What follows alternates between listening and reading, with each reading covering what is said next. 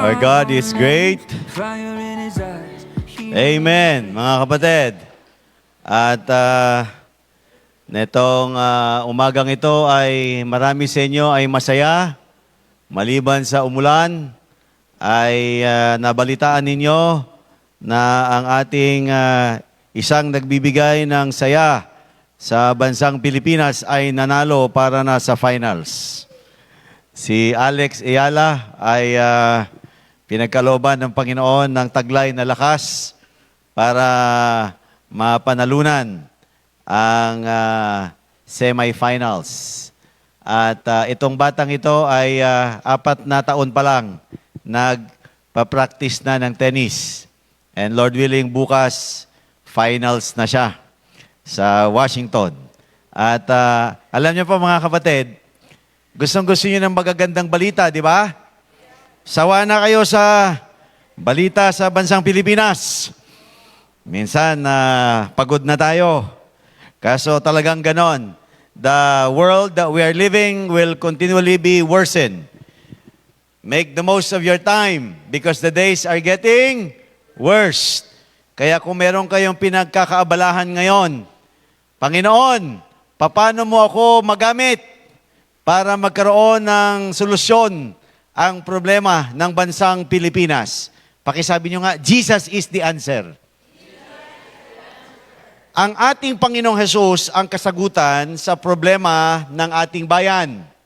At gumagamit siya ng mga ibang kaparaanan para kahit papano mabigyan ng saya ang mga Pilipino.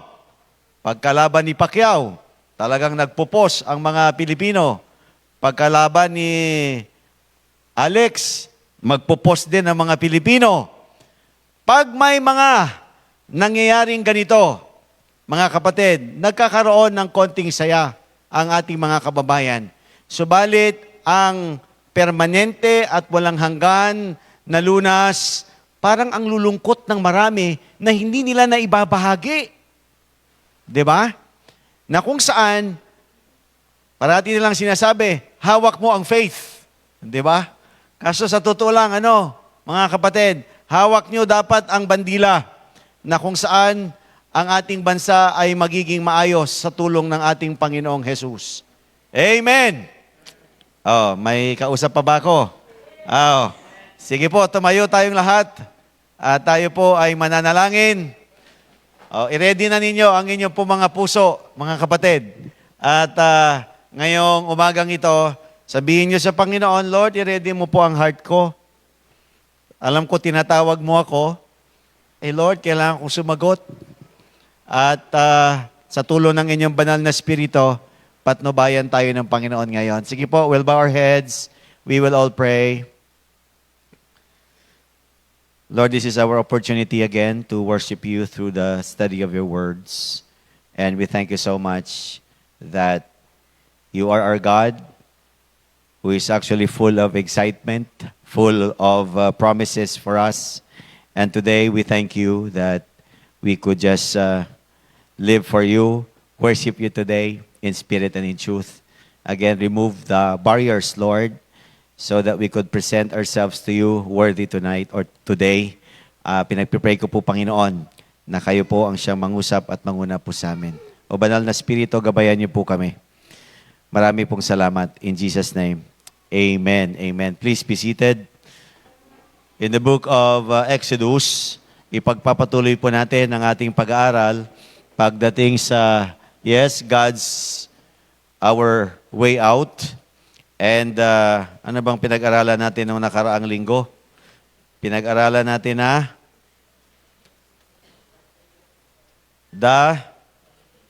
the making of the deliverer. Gabi, Ang Diyos ay gumagawa ng paraan para magkaroon siya ng tagapagligtas in the person of Moses. Tapos, ngayon naman, ay tatalakayin natin yung pagkatawag ni Moses. The call to serve. Mga kapatid, si Moses ay na-discuss natin. Ano na ang ibig sabihin ng kanyang pangalan? Drawn out from water or river. So, tinahak o inugot palabas sa ilog. At Na-discuss natin that he's been drawn out from the river, he's been drawn out from Egypt, he's been drawn out from Midian, he's been drawn out again from Egypt in order to deliver his people out of bondage. Now, let me discuss to you this passage in the book of Exodus chapter 3. Let me read the first two verses. Sabi po ng salita ng Panginoon, "Now Moses was tending the flock of Jethro in his father-in-law." Tapos sabi niya, Jethro, his father-in-law, the priest of Midian, and he led the flock to the back of the desert and came to Horeb, the mountain of God. And the angel of the Lord appeared to him in a flame of fire from the midst of a bush. So he looked, and behold, the bush was burning with fire, but the bush was not consumed. Then Moses said, I will turn aside and see this great sight, why the bush does not burn. Now, mga kapatid, itong chapter 3 ay patungkol sa pagkatawag po ni Moses, at itong passage na ito ay makikita ninyo kung paano inihayag ng Panginoon ang kanyang sarili kay Moses, at kung paano din ang Panginoon kinomisyon itong anak niya pong ito. Bawat isa sa atin ay tinawag ng Panginoon sa kaligtasan. At kapag tayo ay niligtas ng Diyos, ang pinaka-mission po natin ay maglingkod sa Panginoon. Pakisabi nyo nga sa inyong sarili, I am called to serve. So tayo po ay tinawag ng Panginoon na maging kanyang mga anak para maglingkod sa Panginoon. At sa buhay ni Moses, during this time in which God showed Himself through the burning bush, ilang taon na ba si Moses? Ilang taon na si Moses noong kinausap siya ng Panginoon through that burning bush? 80. Sino na po sa atin dito ang 80 years old? 81. 82. Wala. So, ibig sabihin, pakitapik mo yung katabi mo, bata pa tayong lahat. Di ba? Ang babata pa natin, mga kapatid. Si Moses, 80 anyos, nung siya ay tinawag ng Diyos para paglingkuran niya ang bansang Israel. Di ba? Ang ganda naman. So, babata pa pala natin. Now, mga kapatid, let me share 3 facts as we discuss called to serve. Number 1 is this. God calls ordinary people. Pakisabi niyo, ordinary people. That lad who had ilang isda na nga yung salad na yon, meron siyang 5 tinapay at 2 isda. Napakaliit na bata. Pinresenta niya sa disciples ng Panginoon yung kanyang bitbit. And what happened? God multiplied yung mga isda at yung tinapay. So pag titingnan niyo, no, ordinary people. Ordinaryo na mga tao. At nalaman na natin kung sino si Moses, di ba? Ordinaryong tao, subalit ginamit ng Panginoon upang palabasin ang kanyang bansa na mahigit, pakisabi nyo nga, 3 milyon. 3 milyon yung kay Moses eh. Ikaw, kaya mo ba yung 3? Kaya mo ba yung 1? Kaya, di ba? But please understand first, gumagamit, tumatawag ang Panginoon sa mga taong ordinaryo. Mga ordinaryo po kayo na mga tao. Tayo na mga tao. At tayo ay tinatawag ng ating Panginoong Diyos, mga kapatid. Tingnan ninyo, merong ordinary na routine na ginagawa si Moses. Sa 80 anyos niyang yan, palagay nyo, ano kaya yung mga ordinaryong bagay na ginagawa ni Moses? Palagay nyo ba naliligo din si Moses araw-araw? Palagay nyo ba natutulog si Moses? Nagsisiesta? Naglalakad kagaya ninyo? Now, mga kapatid, si Moses, nag-aalaga rin malamang ng mga anak. Di ba? May mga routines tayong ginagawa every day, every week of our lives para sa pamilya natin. Yung iba, pag-aaral. Yung iba, trabaho. Routinary works every day. Ordinary routines na meron tayo. But please understand that even in these ordinary routines that you have, God is calling you. Estudyante ka, ordinaryo, pasok ako ng pasok, pastor. Nakikita mo ba na ikaw ay nandyan sa paaralan? Pakisabihan mo yung kaklase mo, mag-imbita tayo para sa Lord. Sabihan niyo, mag-imbita kayo. 'Di ba? May mga times hindi natin na-appreciate in the ordinary routines of our lives. 'Di ba? Naglalaba kayo.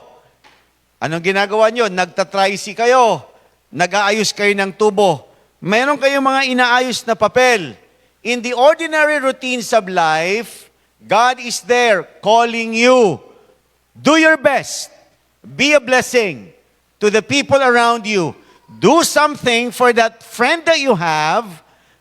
You could pray for him. You could share to him the encouragement from the words of God. Many things you can do. God is calling you sa mga ordinary routines, I should say, in your life. Now, mga kapatid, Moses was just tending the flock of his father-in-law, Jethro. Kaso alam nyo, sa everyday routine na meron si Moses, he was doing his best for the Lord. Tapikin mo ulit yung sarili mo. Do my best for God. Do my best. Alam niyo po mga kapatid, madaling sabihin yan, kaso sa totoo lang, kulang pa. 'Di ba? Kulang pa.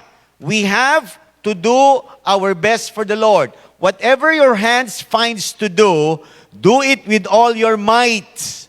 Do it with all your strength. Why? When you die, no more opportunities to share the word. No more opportunities to raise up that fallen. No more opportunities of sharing the gospel to others. Maximize natin yung panahon na ipinagkakalob ng Panginoon sa atin. Ordinary routines of life. Pangalawa, itong ordinary person na ito na si Moses, siyempre, ordinaryo na shepherd yan. Ordinaryong shepherd. He's been habitually doing his occupation. Ang ganda ng kanyang occupation na yan, trabaho niya, tagapangalaga ng mga tupa. Mabuti lang yung mga tupa niya, walang tupak. No? Kasi ang dami, yung mga disciples natin minsan tinutupak. Mga anak natin tinutupak. May tama. At mabuti lang talaga ang Lord natin ay binibigyan tayo ng lakas na sa ating mga ginagawa ay siyempre magawa natin sa pangalan ng Panginoon. Now, being a shepherd, if you are an Egyptian, it's actually a loathsome work. But si Moses, in-embrace niya yung work as a shepherd kasi majority ng mga Hudyo, love talaga nila ang shepherding. At ito yung kanyang ordinaryong trabaho. Tagapangalaga ng mga tupa. Inuulit ko po mga kapatid, God calls ordinary people. You have ordinary routines, you have ordinary professions in your lives, but God is actually calling you. Now, si Mary, a simple maiden, ordinary maiden, God called her to be the mother of Jesus. Diba? At si David, ordinary shepherd, tinawag ng Panginoon maging hari ng bansang Israel. Si Joshua, super alalay, God called him to be also the deliverer of the nation of Israel. At maraming mga tao, ordinaryo lang sila. Si Peter, si James, si John, ordinaryong mga mangingisda. Tinawag ng Lord, pakitugtungan ninyo, come, follow me, I will make you fishers of men. Ordinary people.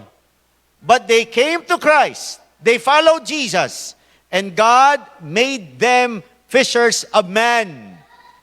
Mga kapatid, ito po yung ito yung maganda na makuha natin? Na Lord, tinatawag niyo po ako. If until now, you cannot comprehend that in your profession, God is just actually using that in order for you to answer the highest call, to be the mouthpiece of the Lord, to bring blessing to the people around you. Mga kapatid, yan ang maganda nating maintindihan. So God calls ordinary people like Elijah, the man who is just like us, to serve our King in such a time as this. He is calling you to rise up and lead. Tinatawag kayo ng Panginoon na mag-build ng faith ng mga kapatid ninyo, to guide people to His words, to protect and to guide them so that they will be serving God also. So si God gumagamit ng mga ordinaryong tao. Si Moses, he was an ordinary man. And then number 2, na maganda po nating makitang katotohanan is this. The angel of the Lord appeared to him in a flame of fire from the midst of a bush. So he looked, and behold, the bush was burning with fire, but the bush was not consumed. God communicates in extraordinary way. Nakikipag-usap ang Panginoon sa inyo in a very extraordinary way, mga kapatid. May ginagawa ang Lord. Kay Moses, ang ginamit ng Panginoon was the burning bush. At sabi diyan, the bush was not consumed. Why? It's actually natural for people in the desert to see a burning bush. Kaso to see a burning bush not consumed, ay extraordinary po yon. Kasi di ba, sa sobrang init ng panahon, ay pwede lang masunog yung mga bushes na yan. Kaso hindi na uupos. Kaya ang nangyari, nilapitan po ito ni Moses, mga kapatid. At doon, sa burning bush na yan, ay merong voice na narinig si Moses.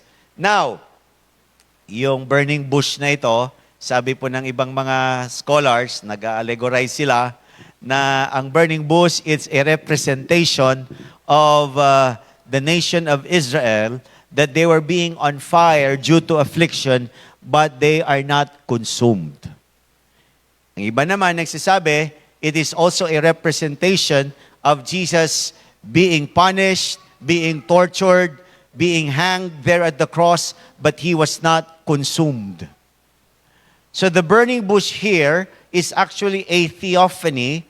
It's a way of God in showing Himself to people of who He is and telling them His attributes, who He was, sa pamamagitan nito.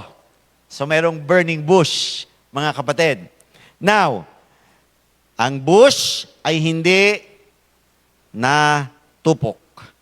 Tapos, pangalawa, na gusto ko makita natin sa pagko-communicate ni God kay Moses, sabi ng Panginoon kay Moses, Moses, tanggalin mo yung sandalyas mo, for the place that you are standing is holy. Ganda, di ba? Minsan ginagamit ito sa call for worship. Hoy, nandito kayo sa place of worship. Kailangan ang inyong mga sandalyas ay malinis. At kayong iba, pag pumapasok sila, culture nila yan eh. Yung sa pagpumasok sila sa tabernakulo, sa sinagog, tinatanggal nila yung kanilang mga sandalyas. Kasi, syempre, mayroong mga pwedeng naapakang hindi magaganda yan, dapat malinis sa loob. So itong pagtanggal ng sandalyas, culture na po yan ng mga tao sa Near East, mga kapatid. It's a show also of humility and honor and respect pagdating doon sa lugar. Sapagkat syempre, hindi dapat natin na ilalagay sa alanganin yung bagay na yan. So sabi ng Panginoon kay Moses, remove your sandals. Number 3, na makikita natin there is this. Doon sa burning bush, God revealed Himself. Sabi niya, I am the God of your father, the God of Abraham, the God of Isaac, the God of Jacob. And Moses hid his face, for he was afraid to look upon God. So ang Panginoon, siya ang Diyos ni Abraham, siya ang Diyos ni Isaac, at siya ang Diyos ni Jacob. Pag nabasa niyo po yung phrase na yan, ang ibig sabihin yan, God is the God of covenant. He is the God who will keep His covenant, and He is the God of the living, not the God of the dead. Tuloy-tuloy, mga kapatid, na yung pinangako niya doon ay kanyang tutup din. So si Moses ay nakatanggap ng revelation sa Panginoon. Now, tinan natin ng maigi. Kinig kayo sa akin. Di ba, may burning bush. At sa pamamagitan noon, si Moses, he was awed when it comes to what he saw. Imaginein mo yan. Andyan yung bush. Pagkatapos, hindi nauubos. Tapos, sinabihan siya ng Panginoon, the place where you are standing is holy. Remove your sandals. Pagkatapos yan, sinabihan siya ng Panginoon, Moses, this is a revelation of who I am. I am who I am. Okay? So ngayon, tingnan niyo ito. Pastor, tapos na yung burning bush na yan. Paano ba yan? Ito yung relevance niyan. Ang Panginoon, pakisabi niyo nga, revelation. Yan. Pag sinabi niyo pong revelation, it's the opening of the truth. Disclosure of the truth. Ito po ang revelation ni God sa atin ngayon. Ang kanyang mga salita, dito po ninyo mabubuksan at mababasa ang patungkol sa ating Panginoong Diyos. Tanong ko lang sa inyo, when God is giving you the opportunity to read His words, are you beholding it with wonder? Ay, Pastor, grabe ito. Di ba? Pag nag-open kayo ng mga, viral, Pastor, may silaksak. O, di ba? 13 anyos, pinatay. 14 ang sumaksak. O, di ba? Uy, talagang makuha agad yung attention mo. Kapag ikaw pa, nagbabasa ka ng Biblia, Pastor, gabi itong sinasabi dito. The bush was not consumed. Pagkatapos, si Moses, tinanggal niya yung kanyang sandalyas. Kasi the place where he was standing was holy ground. Kapatid, pag ikaw ba nagbabasa ka ng salita ng Panginoon, kagaya ba ng cellphone yan? Na pag nalobat yung cellphone, nasaan yung charger ko? Nasaan yung charger ko? Mama, yung charger ko! Ay talagang bigay todo pag naghanap ng charger. Ikaw ba, pagkagising mo sa umaga, Lord, I am again excited to read your words. I am excited, Lord, to see what you are going to reveal to me today. Ganon ka ba ka-excited? Are you awed? And is there any wonder in your heart? Panginoon, ay pagkakataon ko po ulit, makakakain na naman ako ng napakasarap na pagkain ngayong umaga sa pamamagitan ng salita mo. Mga kapatid tinan nyo to ito yung kulang kasi sa atin. Di ba? When we see the revelations of God in His words, hindi tayo nagwa-wonder. Wow, napaka-magnificent yung Panginoon. Inihahayag mo kasi sa pamamagitan ng salita ng Panginoon, there you will understand the wisdom of God. Ang karunungan ng Panginoon. Alam nyo, isa sa mga na-appreciate ko parati, kapag may mga tao na meron silang special na encounter with the Lord. Actually, ang pwedeng gamitin ni God, yung may sakit. Yung, ano bang ginagamit ng Lord na burning bush ng iba? Pag may aksidente, pag may patay, yan, kapag magtitake ng board exam, kapag birthday, yan. Pwedeng gamitin ng Lord ang scenario na yan para ihayag niya sa iyo kung sino siya. Para ipakita niya sa iyo yung sitwasyon at gagawin niyang transition para maliwanagan ka sa gospel ni Jesus Christ. Kahapon, galing po kami sa bahay niya, Body Waltz, and meron doong mga ibang nagre-review, nagsistay sa bahay ni na Sister Cora, and I'm so grateful to the Lord. Yung dalawa naman daw ay exposed na sa gospel kasi may isa dun na hindi pa clear ang kanyang salvation. Alam nyo, sabi ko, Lord, madalas nagkakaroon ako ng opportunity na mag-share. na i-share si Jesus. Kaso, pagka yung pinramp ako ni God, huwag mong palampasin yan. Huwag mong palalampasin yan. Pagkatapos mamaya, kausapin mo yan.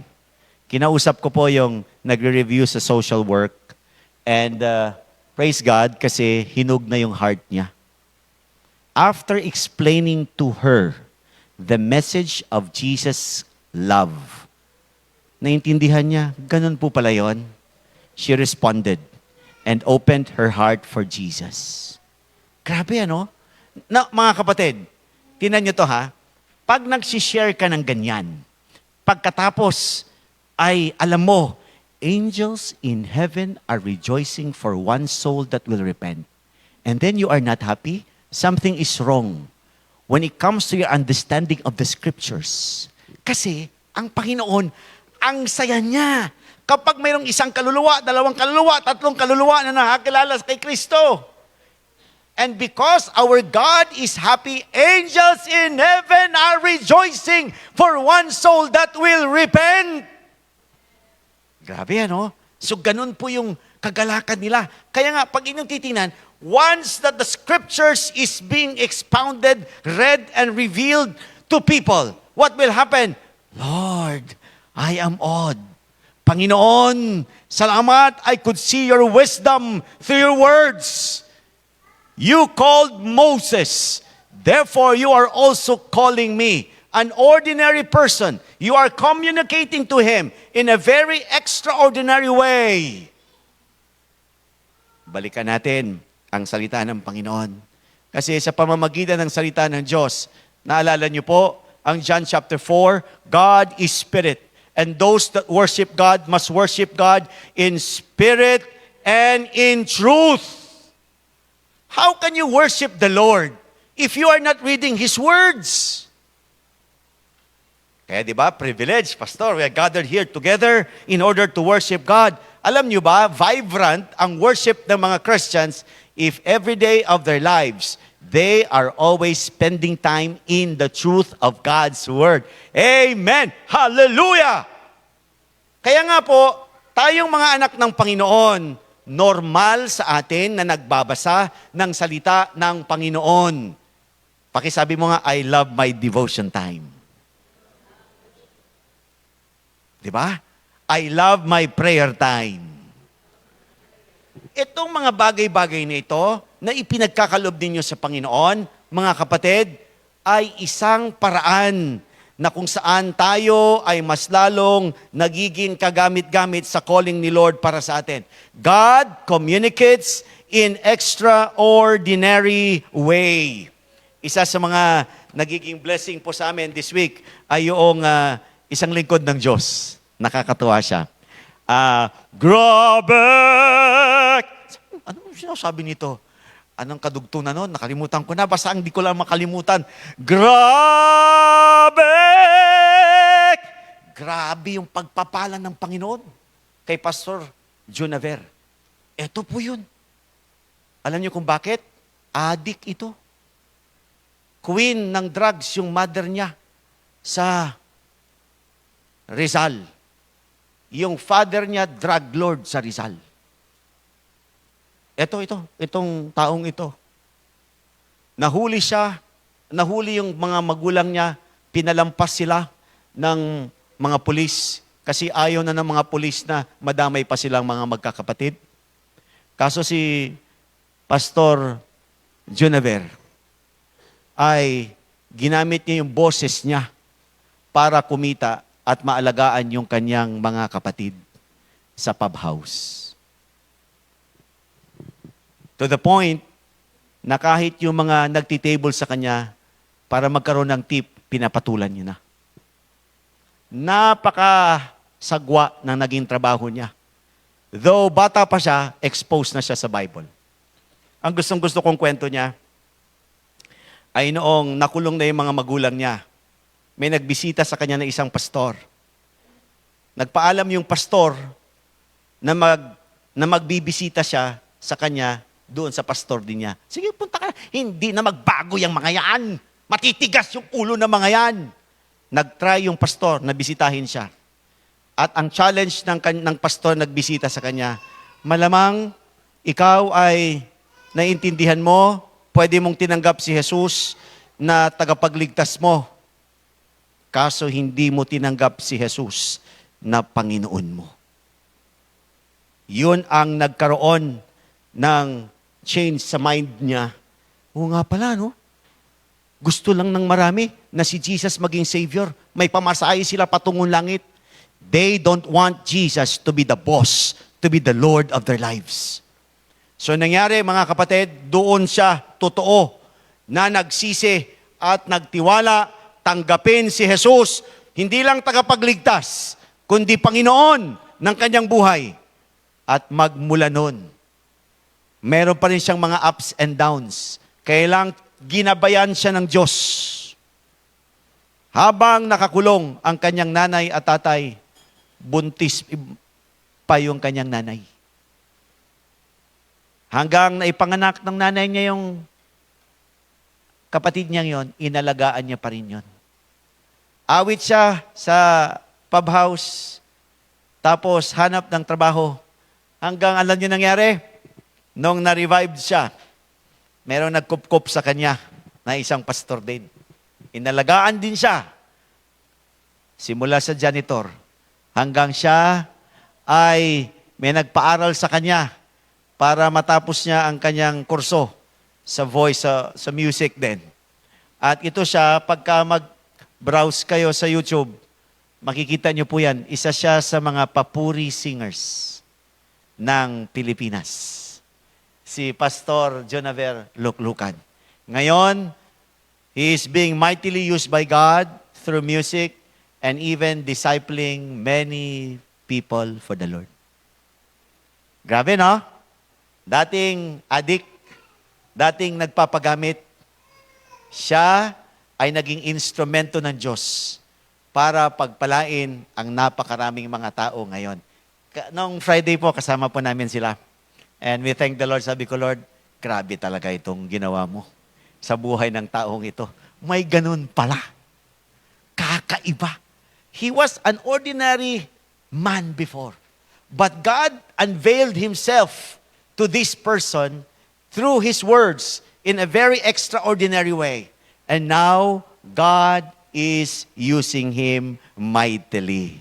Mga kapatid, panghuli, na gusto ko pong may share sa inyo, na katotohanan. God calls ordinary people. Number 2, God communicates in an extraordinary way. Panghuli is this: God commissions ordinary people to do extraordinary tasks. Kinokomisyon kayo ng Panginoon. Ordinaryo man tayong mga tao, but is God wanted to use you and is commissioning you to do extraordinary task for Him. Kung inyo pong titinan, sabi nga po dyan sa verse 7, that our God, He saw the oppression of His people who are in Egypt. Sabi niya, and have heard their cry because of their taskmasters, for I know their sorrows. Ito po yung nagpapakita that our God is compassionate. Therefore, we must be compassionate to our people. So pag sinabi niyo po meron tayong compassionate heart, nabanggit natin yan, na tayo ay merong nakikitang pangangailangan at nagmi-minister tayo doon sa pangangailangan na meron po sila. So pag inyong pagmasdan, ito po yung puso na nais ng Panginoon sa kanyang mga anak. When Jesus saw the crowd, He was moved with compassion. Therefore, He healed those people who are sick. When Jesus saw the people have no shepherd, He was moved with compassion and He shepherded them. When you will only have that kind of heart, na Lord, nakikita ko po yung mga anak ko, nakikita ko po yung aking mga katropa, nakikita ko yung mga kaklase ko, Panginoon, they need you. Panginoon, let me have that kind of love and compassion for them. Help me, O God, to reach them out. So that heart of compassion will compel you to do the ministry. Compassionate ang ating Panginoong Diyos. Tinuturuan tayo ng Panginoon na tayo din po ay magiging compassionate po sa kanila.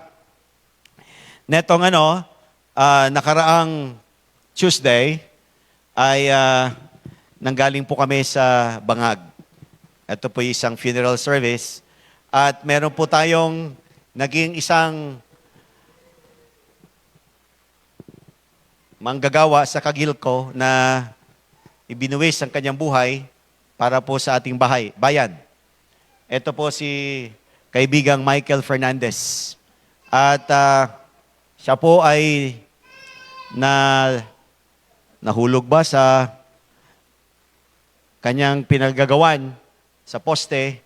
Ko alam kung nakuryente siya, tapos bumagsak, at dahilan doon, siya po ay namatay. Kaso ito ay tatay po ng 3, at ang kanyang wife ay very open din siya sa salita ng Panginoon. So they requested that we have a funeral service there. And alam niyo po, isa sa mga parating nagiging challenge kapag may mga nagre-request ng ganyan, Panginoon, ang hirap kasi hindi mo naman kilala. Wala ka namang connection sa kanila. Kaya nga lang, mga kapatid, if God has given you the heart of compassion, you will love these people. Alam niyo, isa sa mga parating struggle kapag nagsishare sa patay, ayaw makinig ng mga tao. Ayaw.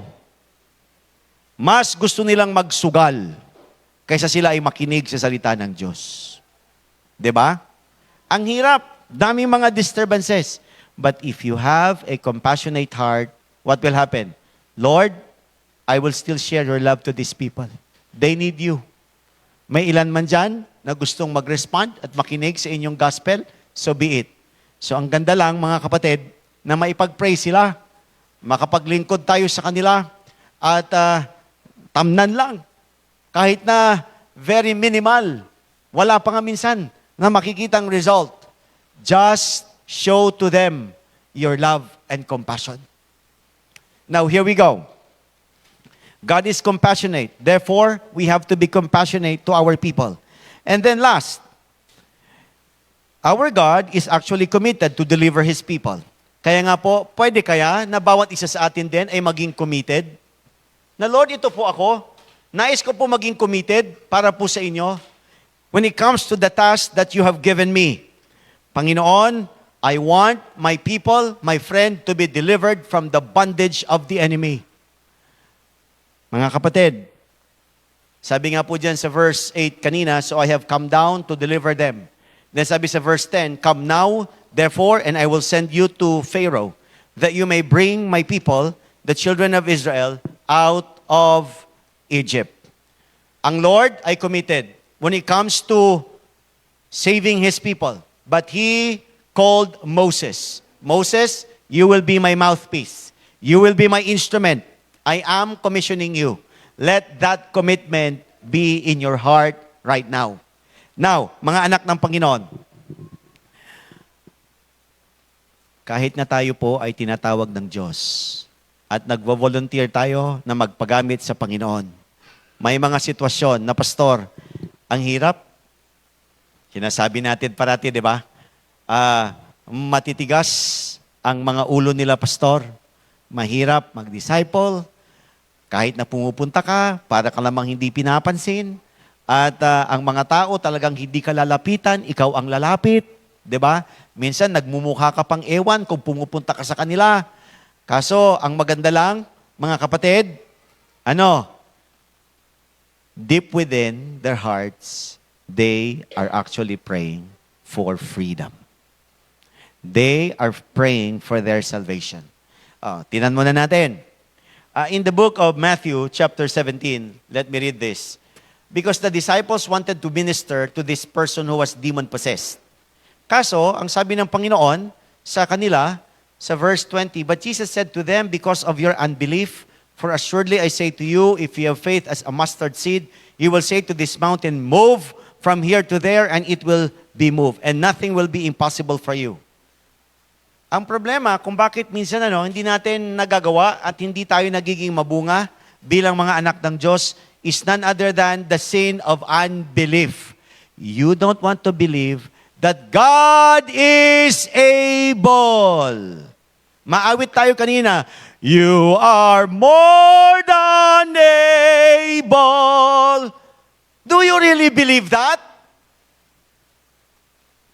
If we don't want to believe that God is able, ano mangyayari? Walang mangyayari. Paano ka magagamit ng Lord kung hindi ka naman naniniwala na magagamit ka ng Panginoon? Na kinokomisyon ka ng Lord? So ang sinasabi ng Panginoon sa kanyang mga disciples, kung bakit hindi nakakalaya sa tanikala ng demonyo ang taong yan, it's because of your unbelief. If you will only believe, you can say to this mountain, be moved, and it shall be moved. Makakalaya at makakalaya sila if you will only believe. And one thing more, sabi ni Jesus, however, this kind does not go out except by prayer and fasting.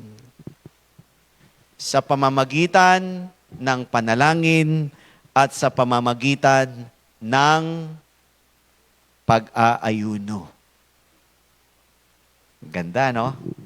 Nang sabi ng Lord sa kanila. How's your prayer lives, mga kapatid? Nasubukan mo na ba na mag-fasting sa cellphone mo? Nasubukan mo na ba na mag-fasting sa pagkain para maisettle mo ang kalayaan ng mister mo, ng anak mo? Nasubukan mo na ba, kinukumit mo na ba ang sarili mo sa bagay na yan para mas lalo na magiging mabunga ang ating gawain? This thing is done by prayer and fasting. We need commitment. Tayo po ay mayroong Diyos na committed sa atin. Mga kapatid, maganda na tayo din po ay maging committed sa pagkatawag ng Panginoon sa atin. Last Sunday ay galing po kami sa Bulagaw at yung isa nating kapatid ay umuwi. At sabi niya, Pastor, doon tayo sa bahay. So nangyari, we spend time together. Ang ginawa niya, in-invite niya yung kanyang mga kamag-anak sa taas. And they came over. Pagkatapos noon, ay testify siya ng konti sa kabutihan ng Panginoon. And then we share Jesus to her relatives. So ang blessing, and naging very open sila sa Panginoon.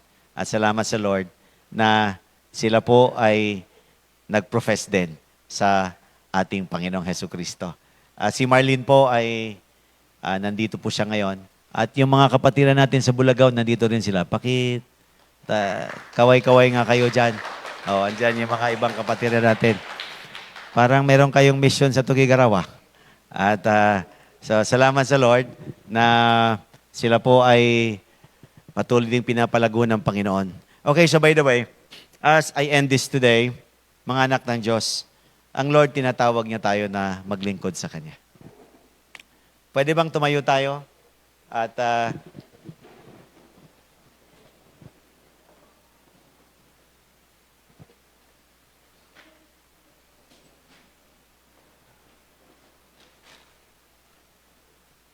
we will pray, we will bow our heads. Manalangin po muna tayo. Lord, thank you for your reminders for us. Salamat po na tinatawag niyo kami para maglingkod sa inyo. Ano man ang aming katayuan, mga ordinaryo po kaming mga tao, but you've been communicating to us to your extraordinary words.